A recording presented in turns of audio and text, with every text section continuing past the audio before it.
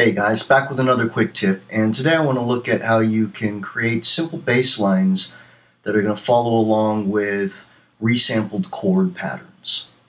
So this will work in any sampler. I'm using Maschine today to demonstrate, and I've brought in two samples. One is a pad sample in the key of C, and one is a bass sample which was originally in the key of G, and I'll play them back here for you.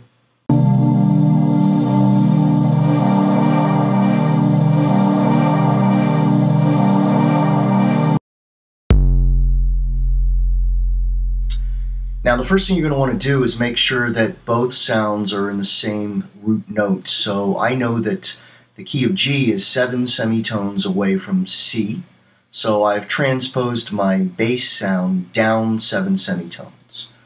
So they will both be in the same root key.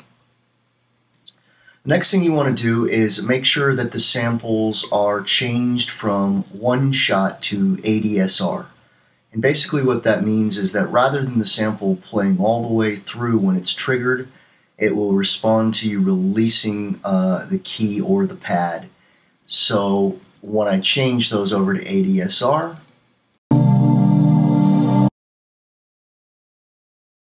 you'll hear what that sounds like.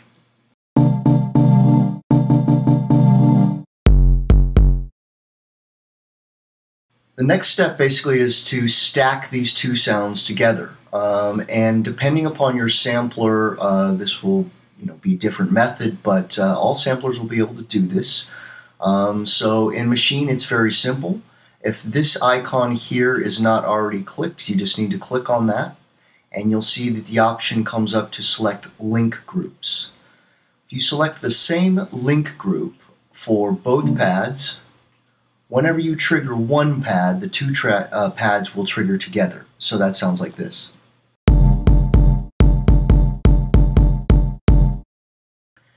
And the final step here is to span this sound across all 16 pads.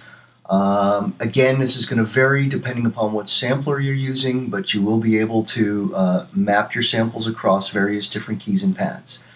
And in Maschine, I just need to click on pad mode and then change it into keyboard mode. So now both sounds are stacked together and they are spanned across all 16 pads. So as I transpose up and down, both sounds will be transposed up and down together, and what you get is something that sounds like this.